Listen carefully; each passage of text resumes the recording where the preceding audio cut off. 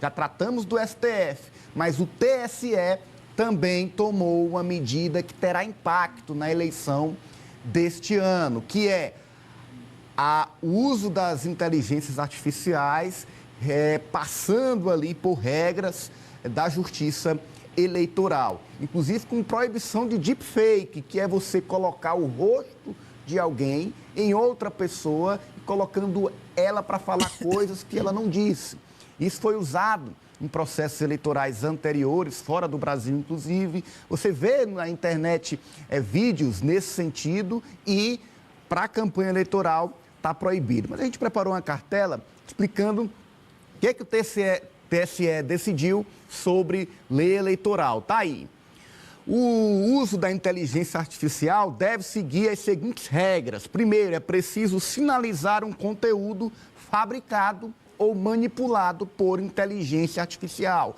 Tem que vir um aviso lá para você, eleitor, saber que aquilo que você está vendo foi feito por um IA.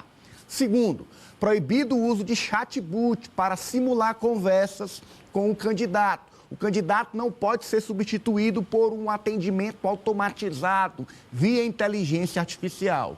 Terceiro, proibido o uso de deepfake, que foi isso que nós tratamos agora há pouco, que é um conteúdo de áudio, de vídeo que é alterado digitalmente para substituir ou alterar imagem e voz. Inclusive, a ministra Carmen Lúcia, relatora desta regulamentação, defendeu a decisão, as regras impostas pelo TSE. Confira. Velhas e atuais, uma vez que foi introduzido nos últimos tempos o coronelismo digital nas sociedades contemporâneas e o cabresto agora é virtual, não é mais material. Nós temos nos celulares, às vezes, verdadeiras marmitas digitais que poderiam, de alguma forma, enevoar a liberdade do eleitor ou da eleitora. A Constituição garante que as instituições são organizadas. Tá aí, coronelismo digital existe e o Osmando trouxe aqui para a gente há alguns dias uma necessidade do Congresso Nacional fazer essa regulamentação. Osmando, o Congresso não fez, mas o TSE foi lá e se antecipou.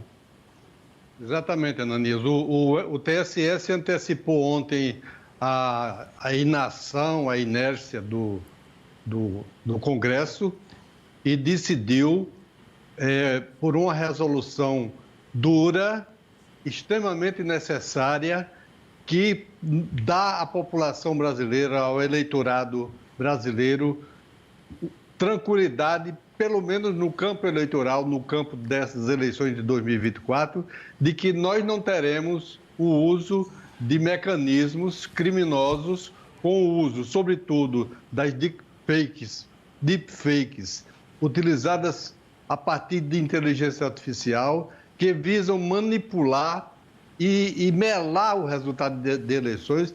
Há riscos até de que haja antecipação de resultados eleitorais através do uso de inteligência artificial. Então, o que a ministra fez, o relatório dela foi muito elogiado por todos os ministros que votaram e, sobretudo, pelo ministro presidente Alexandre de Moraes. E ela inclusive, afirmou que, ao defender a adequação do TSE às novas tecnologias, ela diz: eu jamais serei juíza de um mundo caduco. E é verdade. A atitude dela é corajosa, o que foi aprovado é muito bom e é uma antecipação e um recado ao Congresso Nacional, que não fez nada até hoje, que prefere ficar discutindo benesses e outras coisas de fundos e de orçamentos secretos, ao invés de aprovar a legislação que o Brasil precisa nesse momento. A resolução é boa, Kátia? Vai funcionar na eleição? Olha, o senhor Zé tocou num ponto importante.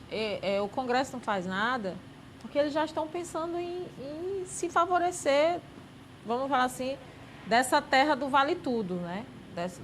Dessa terra sem lei, do que pode fazer as big techs aí se não está regulamentado, elas podem tudo, né?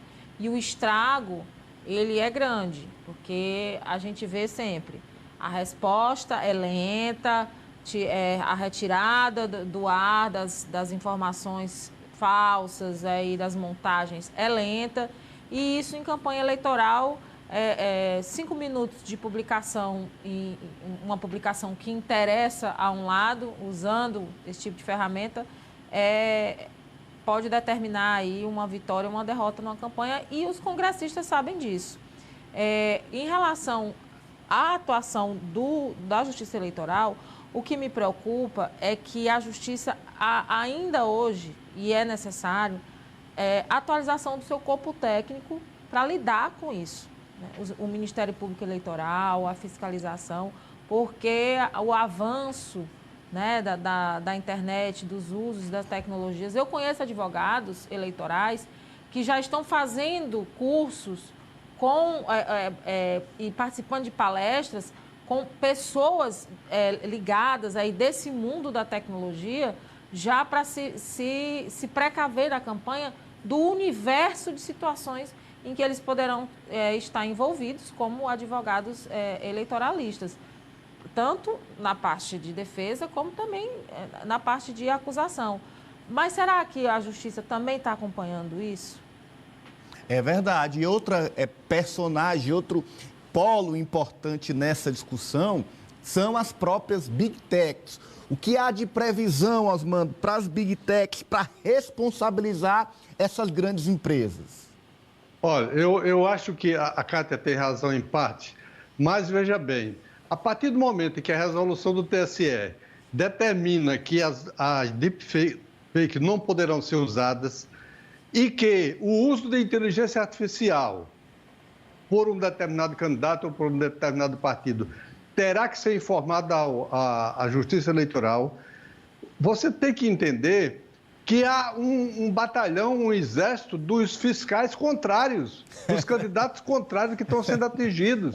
Então, os próprios advogados e os próprios candidatos que estão sendo atingidos poderão substituir até a deficiência técnica que o tribunal possa ter naquele determinado momento. Então, o fato de que a inteligência artificial está na resolução aprovada ontem, só poderá ser usada informando a Justiça Eleitoral que aquilo fez uso de inteligência artificial, e a deepfake está proibida em qualquer sentido do uso da inteligência artificial. Então, nós temos um avanço que é para a gente se animar de que teremos uma eleição bem mais controlada do que as duas últimas eleições.